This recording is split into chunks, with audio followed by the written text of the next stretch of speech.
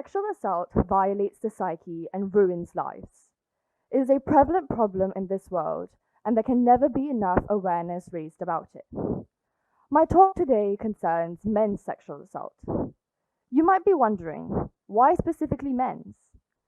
Because we live in a world where there still exist countries that do not legally recognize that men can be assaulted, and where help and support for male victims is severely lacking. The fact that I've seen firsthand many men struggle to deal with their experiences because male assault is rarely discussed has driven me to talk about this topic. Let's talk about consent. Consent in regards to sexual activities has a very strict definition. By English law, it is when someone consents to vaginal, anal, or oral penetration if he or she does so by choice and has the freedom and capacity to make that decision. Freedom and capacity refers to the state of intoxication, existence of coercion, or any other factor that might affect someone's rational ability to consent. There is no consent if the person giving it is unable to understand the nature of the consequences of their consent, due to unsoundness of mind, influence of drugs, or their level of maturity. A past intimate relationship does not constitute consent. Each new sexual activity requires consent from all participants involved. Sexual assault may even occur in between consensual sexual acts. Each male victim's experiences and attitudes towards same-sex activities vary greatly.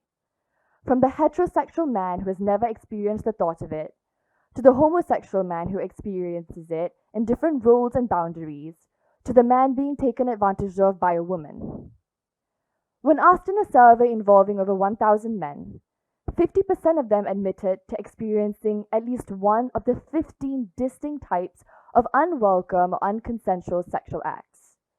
If you are unaware of the silent epidemic of male rape and sexual abuse, this statistic might help to paint for you the grim picture.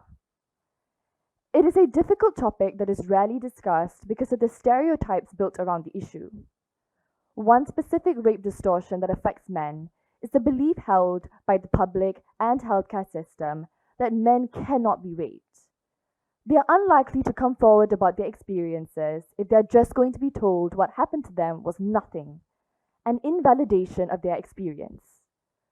Approximately 90 to 95% of all male sexual violations go unreported because men believe the authorities will not believe them or will make light of their victimization.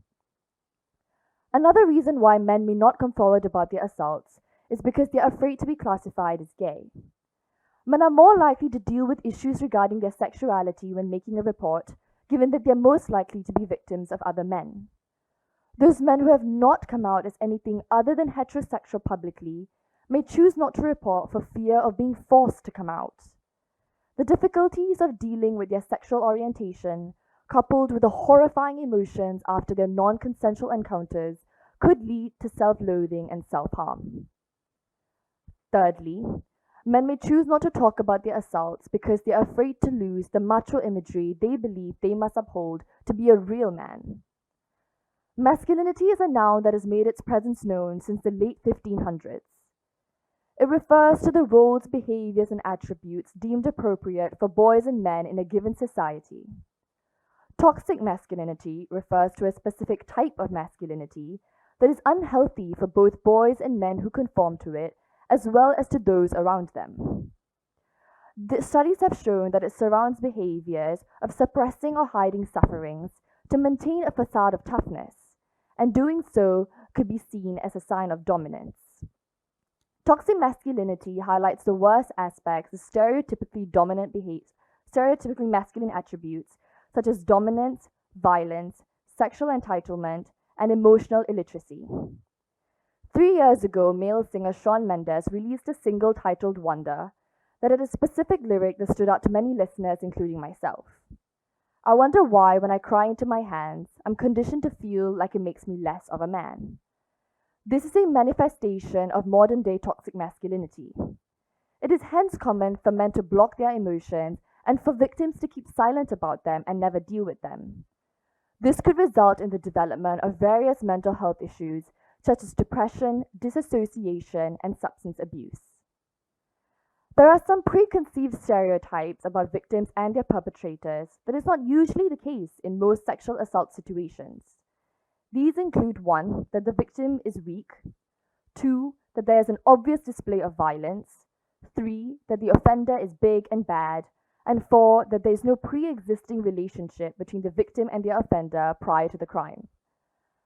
Another assumption that is made of sexual assault cases is that committing the crime is a way of exerting dominance and taking control. This then makes it difficult for men to declare themselves as victims, because they are stereotypically depicted to be the gender that expresses these traits. There are also misconceptions in regards to male biological responses that affects the turnout of many sexual assault cases. Some male victims, either due to the physiological effects of anal rape or direct stimulation by their offenders, experience an erection, ejaculation, or both during their assault. These responses are misunderstood by perpetrators, victims, justice system, and medical committees as symbolizing consent by the victim.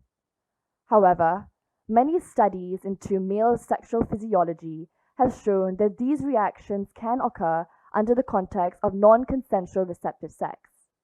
In fact, they are even known to occur in states of extreme duress in the absence of sexual pleasure. Particularly in the criminal justice system, this misconception, along with other unfounded beliefs, leaves courts unwilling to provide legal remedy for male victims, especially when they've experienced any one of these reactions during their assault. Resources available for men seeking help for assault are 20 years behind what we have for women. This leaves most people unequipped to deal with assault when it comes to males. While some may believe what we have for women could be used for men, that is simply not the case.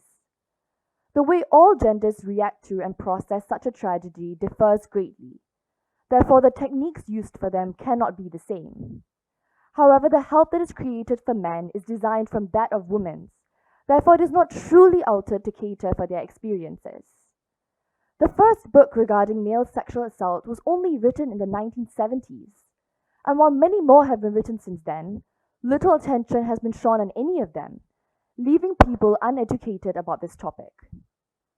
Kenyon and Donnelly in 1996 conducted an interview of 30 sexual assault treatment providers, which they discovered either refused services to male victims because they viewed their situation as inconsequential, or held generally negative attitudes towards them.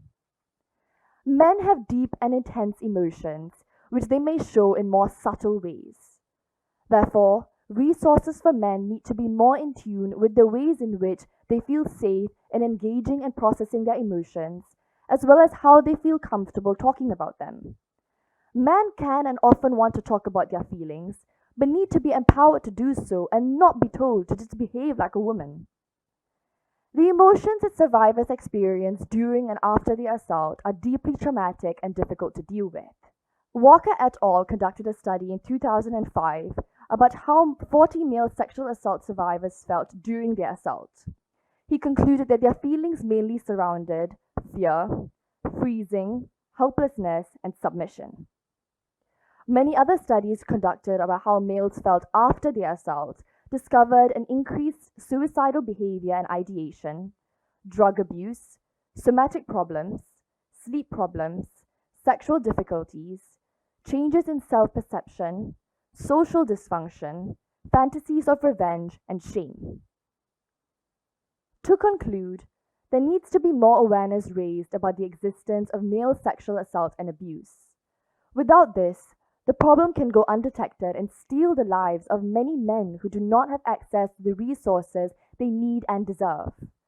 Some things you can do include conducting your own research about how sexual assault damages victims and how it occurs, so that you can learn what kind of help they need, what you are equipped to provide, and how to protect yourself as well as others. You can also speak out about this topic to any friends or family willing to listen, so they too can become more educated and alert about it. Please take a step into giving more consideration for the existence of sexual assault in this world, so that the world can be made a safer place for both women and men. Thank you.